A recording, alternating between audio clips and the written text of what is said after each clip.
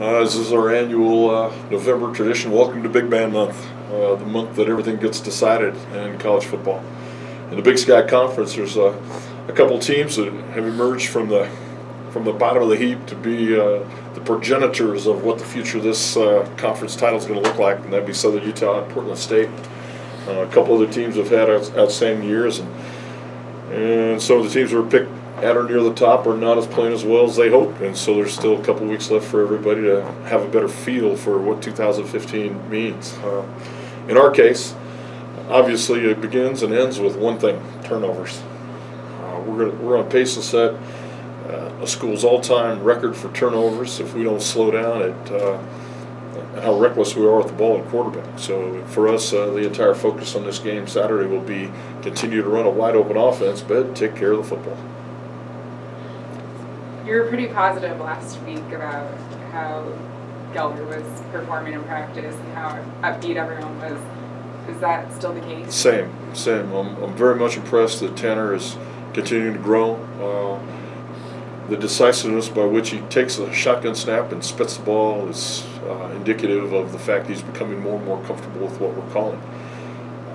The other quarterbacks have also started to perform very, very well. We got a good look at Trey Pilster at quarterback, and Michael's closer and closer and closer every single day. I don't know if he'll be available on Saturday or not. I guess we'll just have to wait and find out. What is the school record for turnovers? I don't know, but it's not. I know we're getting close to it.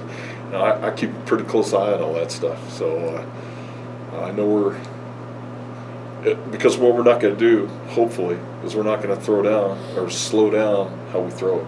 We want to be able to spit the ball and be able to spit the ball accurately and throw the ball to a receiver in stride and get big plays, just like we did last year. I mean, last year was the preeminent style of the offense we want to play, and we have receded this year because we're not throwing the ball fast enough, quick enough, accurate enough, and making runs after the catch, which was the recipe for success in last year's offense. So how does your quarterback balance the idea you want to be aggressive, but you don't want turnovers? That's the knife edge. That's the knife edge of playing the position. You want to be able to be great, but not hazardous to your own team. And right now, at times, we've been very hazardous. And we go through a series of time in a game when all of a sudden it's like, if we keep calling passes, we'll throw 16 interceptions. It always seems to happen near the end of the second quarter and into the third quarter before we settle back down and stop being less than smart with the ball. I like the way we play early. You know, we don't make a lot of mistakes early. But coaching runs. Didn't I say this a couple weeks ago? Coaching runs out about 10 minutes into a game. It really does. The game plan runs out, and after that, it's you are what you are. And we're not good enough at quarterback yet to master our offense. Our record's 2-6, and that's just it's a work in progress with Sheldon and our quarterback core, and those guys are. They're adamant that they're getting better, and I see progress every single day. But until they rise, we stay stuck. Was the bye week important for them to have that week off to practice? I think the bye week was important for me to make sure that we would run enough practice reps to believe that what we're teaching will work with the core of guys we got. And like I felt last Wednesday, I'm even more excited today about where we're at, especially.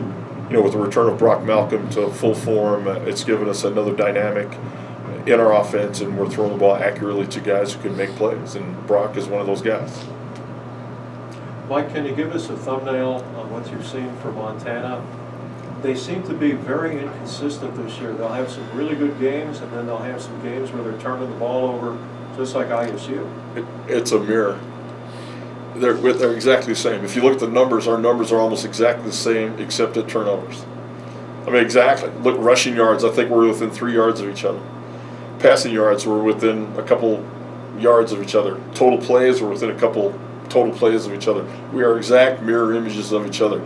We have not been good. Neither team has been good enough at quarterback to be able to be a premier team in this conference, flat out. What's been the difference that's allowed them to stay in contention in the Big Sky? Defense. They play better defense. They're better in their front. Their front seven is pretty salty. Tyrone Holmes is an excellent defensive end. Safeties are not getting pushed by and run by, and their corners have been pretty competitive. Their defense is better than ours. Ours has been savaged by injuries and youth and ineffective play. And it's something I think that the one thing we're seeing, though, is we're seeing better numbers than we've produced over the years defensively, yet we're still feeling the ill effects of not being able to be great at safety. And for us, quarterback and safety determine what we are, and we are what we are at 2-6. Not good at quarterback and not good at safety. Speaking of quarterback, Mike, Montana has used multiple quarterbacks this year. Who are you preparing for? We'll prepare for all of them. We run the same plays. We run the same scheme. And our defense guys don't know the difference in our quarterbacks between Tanner Guller and Michael Sanders and Trey Pilster and Robert Quinlan. They really don't. They just line up and play the formations and play the plays and read your keys and go with the ball. Whoever plays quarterback, it's immaterial to us. What are his strengths as a defensive end? Well, he's slight. He gets off the ball. He turns the corner. He works well with his hands while his feet are moving. Same thing as we've already seen from a couple good defensive ends in our conference. You know, the ability to work with your hands while your feet are moving upfield. That's a good senior combination. He's a senior defensive end and a guy we're very wary of. They lead the league in sacks. Is it more than him? Is he just part of the threat? Their front is real good. They're not a big pressure team, but their front can get after the ball, and they've gotten after a couple quarterbacks that are pretty young. NAU's quarterback's a true freshman. You play in Missoula for the first time, where the crowd is the 12th man, and it's an eye-opening experience for you. And hopefully, our redshirt freshman quarterback playing at home won't be intimidated by their crowd that travels so well. Yeah, talk about that crowd. And what do you want to tell fans here in Pocatello? Buy a ticket and keep the Grizzlies out of our building. They're going to travel with 2,000 or 3,000 people. They always do. A lot of people from Montana turn this into a Salt Lake shopping weekend by stopping off at Holt Arena. And we want to make sure that our fans outnumber their fans and make more noise when they have the ball than when we have the ball.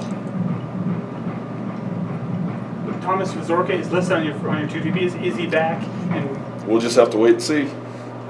Cody Sorensen. Cody Sorensen, be a wait and see. Is it a game time situation? I can't tell you. Good question. Keep coming though. I love it. I love it. It's a good dance, but as long as the NCAA says I don't have to, I don't have to. So I just want to do it the right thing. I'll let everybody know in pregame about kind of what I think. We'll go from there. I'm surprised. Why'd you name Tanner Guller the starter? Because maybe the other quarterback's not quite ready to go yet. Maybe. I couldn't tell you for sure. Mike, Montana's tried to play the up-tempo spread offenses. Our offense? Yeah. Basically. It's the same. They look exactly the same. If you close your eyes and didn't know which uniform was which, it would look exactly the same. I was going to ask, are they doing the same thing, so even though they have the multiple quarterbacks this year? Yeah, they do exactly the same things that we do. Mark, you could not. I could take a look at every one of their plays and say, oh, there's Navy WAP. There's Grant Viper. They just run our same plays. It's like play for play. Is that an advantage for both defenses, or does it matter? Well, I don't think I think it's an advantage for both offenses simply because they know the defenses know they still can't stop it. There are certain things that this style of offense does that defensively you just try to hold on and make things happen. And last time the Grizzlies came here, they were able to sack us, keep the ball in front of them. We were unable to do anything. 35-0 shutout. So we know defensively they have a core of defense that will play against a spread offense that's pretty solid. They won't be nervous about facing our offense. They face their own offense every day. They've got a couple of really good receivers. They also can pack a punch with their tailback. How do you face both those challenges? Same way we are. We got two really good receivers with K-Dub and Madison. We got the best tailback that led the conference in rushing last year. So, you talk about two mirror images. This is the right foot playing the left foot. It's really something. Really, really cool. So, Mike, what decides the game then? Punts, total number of punts and turnovers. Can't punt. You punt, you give up. It's a turnover. Each team's got to treat a punt as a turnover. And then turnovers obviously eat themselves. And you go through all the numbers, look at all the plays, and look at everything, and then you go to that big total number of turnovers that we have had this season, and you go, aha, aha. Special teams wise, how have you gotten better in the last couple of weeks? No. Our scheme is better. David Fia's done a good job of putting us in place. We're still emotionally wounded at kicker and punter. We're just emotionally wounded from the shots that we took in the Las Vegas game, and it's had a deleterious effect on our ability to kick the ball and punt the ball. So, no, we still cannot reach the end zone with our kickoffs, which is a terrible problem for us. Last time we played, we gave the ball a short porch all the time to Sacramento State. I mean, look where they started. Their average field position was the 43-yard line. We had one touchback, but the rest of the time they were playing arena ball. 65 yards to the end zone. You can win a lot of games doing that, and we proved it. Montana is one of those premier programs in the Big Sky. Is it fun to play them? Yeah, it's always fun to play. Well, I'd say it this way. It's always fun to play the Grizzlies. I greatly admire what they've done in their program. At one time, the Grizzly program was like this, but it was back in the 70s. They have risen with the arrival of Coach Reed in 1986 to being one of the top programs in the United States on a consistent, considerable basis. And that tradition continues because those players put on their gear with an expectation. At Idaho State, we don't have those same expectations, which is why it's so daunting to have slid from 8-4 back to this. It means that we've got still a lot of work ahead of us in terms of building and maintaining a program. How do you do that? Got to be better all the time. For us, again, the catalyst by which we are going to always be successful comes from two positions, quarterback and safety. And until we get a core of safeties that can cap our defense, prevent long runs, stop blank open field plays in the back end, we are going to continue to struggle defensively. We're looking at it as a recruiting issue now. We're looking at it as a performance issue. We're looking at it as a teaching issue. We're looking at it as an overall planning issue about what we're doing. Our safety play in this program, since I have been here, is god-awful. And our quarterback play has been very considerable, yet we have slid this year. This has been our worst quarterback play, given the total number of interceptions we've thrown with the quality of offensive line we've had since I've been here. We knew that was going to happen. I'm disappointed we were not able to correct it in the month of October, but I'm positive that we have fixed the quarterback situation in November as we face these last three ball games. At safety, that issue's got to be resolved only in time. We have young safeties that are learning how to play.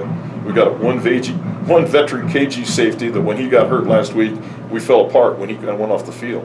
And we have another great safety who's waiting in the wings coming off of a long year of being unavailable. So our safety situation is probably the issue number one in our overall program at this date.